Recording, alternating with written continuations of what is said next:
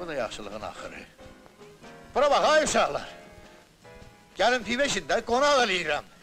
Həyatın o vaxta qədər ekranlarda göstərilməyən tərəflərini açıq şəkildə göstərdiyi üçün bir vaxtlar qadağan edilən və Azərbaycan film tarixində əsl dönüş yaradan filmlərdən biri Bir Cənub şəhərində filmi idi.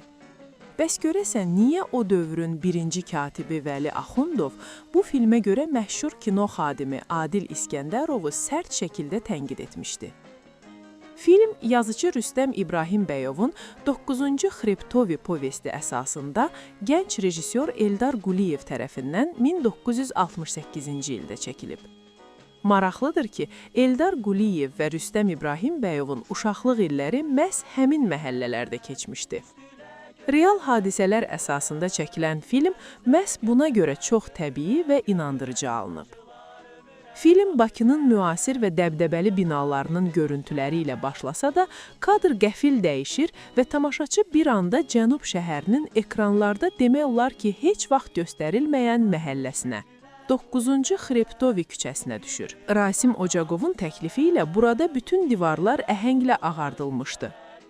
O düşünürdü ki, qara paltarlı kişilərin xarakterini ağ fonda daha təsirli göstərmək mümkün olacaq. Filmdəki obrazlar isə Sovet ekranlarında göstərilən tipik qəhrəmanlardan fərqli olaraq həyatın içindən seçilmişdi.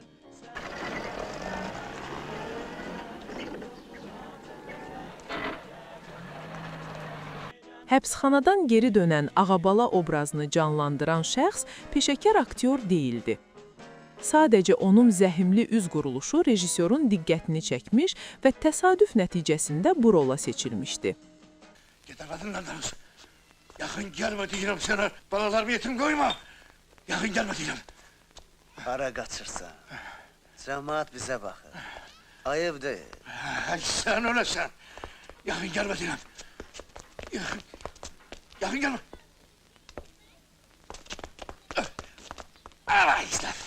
Mişoppa isə real həyatda Rüstəm İbrahimbəyovun qonşusu idi.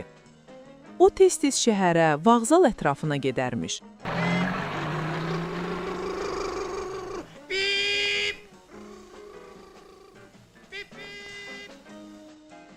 Cəmaat ona pul verib, Mişoppa qışqır deyəndə o da ucadan qışqırarmış. Bu maraqlı həyat epizodu filmdə də istifadə olunub. Film Sovet kinosu üçün çox cəsarətli bir detalı da göstərirdi. İlk dəfə Sovet milis orqanının əməkdaşı zəif və miskin formada təsvir olunmuşdu. Filmdə milis əməkdaşı cinayətin baş verəcəyini hiss etsə də, yalnız hadisə baş verəndən sonra reaksiya verir. Hətta hadisə yerinə digər milis əməkdaşları gələndə özünü güya qatili özü tutmuş kimi göstərməyə çalışır. Manatın yoxdur. Bu saat.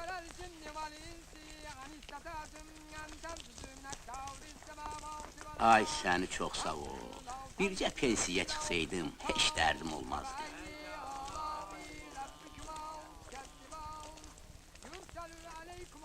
Bir fraqmentdə isə o, məhəllə uşaqlarından pul belə istəyir. Film rus dilinə tərcümə edilərək senzura üçün Moskvaya göndəriləndə bu səhnə dəyişdirilir və milisin Muraddan pul istəməsi dərman resepti istəməsi ilə əvəz olunur. Filmdə diqqət çəkən başqa bir məqam isə dəfn mərasiminin dini qaydalara tam uyğun şəkildə göstərilməsidir. Belə ki, Ağabalanın öldürdüyü Səfərəli son mənzilə yona salınarkən real həyatda olduğu kimi Qurani Kərimin Ər-Rəhman surəsi oxunur.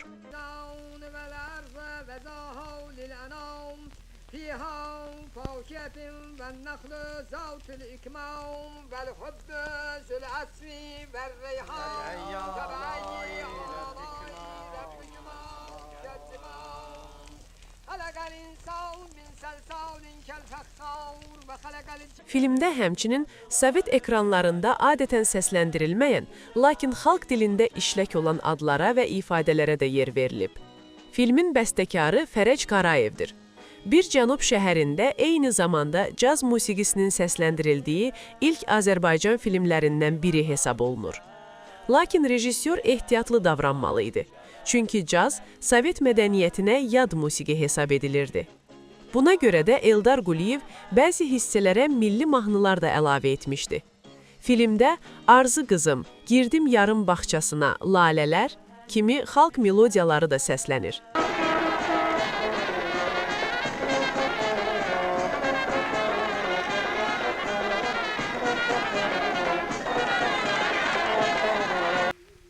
Yox.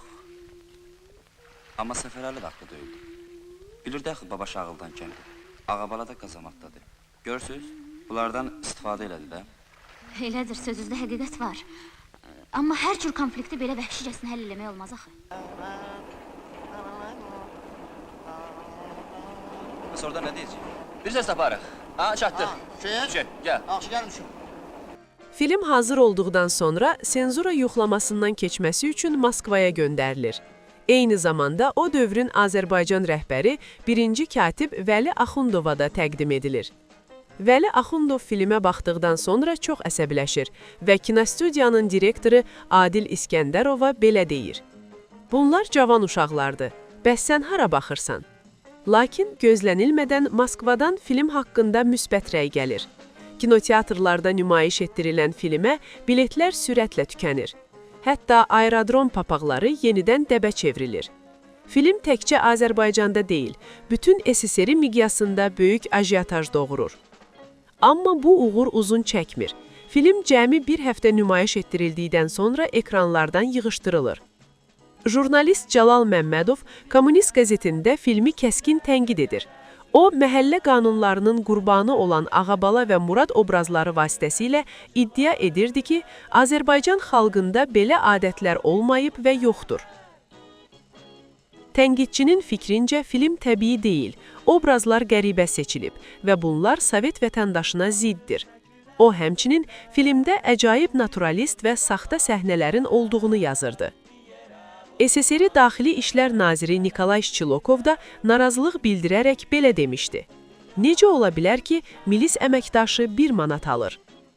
Bundan sonra ssenari ilə tanış olmadan kino çəkənlərə köməklik göstərilməməsi barədə göstəriş verilir. Lakin illər sonra vəziyyət dəyişir. Ümummilli lider Heydər Əliyev ölkə rəhbərliyinə gəldikdən sonra filmin yenidən kinoteatrlara qaytarılması barədə göstəriş verir. Maraqlıdır ki, qara paltarlı məhəllə adamları ilk baxışdan keçmişin qalıqlarını yaşadan insanlar kimi göstərilsə də, film onların əslində zəhmətkeş və əxlaqlı insanlar olduğunu da göstərir. Səfərəlinin öldürülməsindən sonra yerdə qalan qan ləkəsini bir azyaşlının yuması da simvolik məna daşıyır.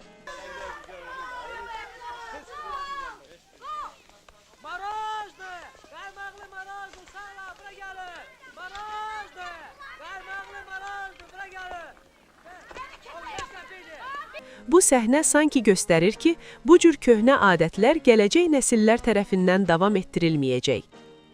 Filmin sonunda Muradın cinayət törətməməsi, keçmişin köhnə qaydaları üzərində qələbə kimi qəbul edilir. Bugün isə filmin çəkildiyi 9-cu Xreptavoy küçəsi artıq tarixə qovuşub. Filmin finalında Murad milis şöbəsinə gedərək izahat yazmağa hazırlaşır.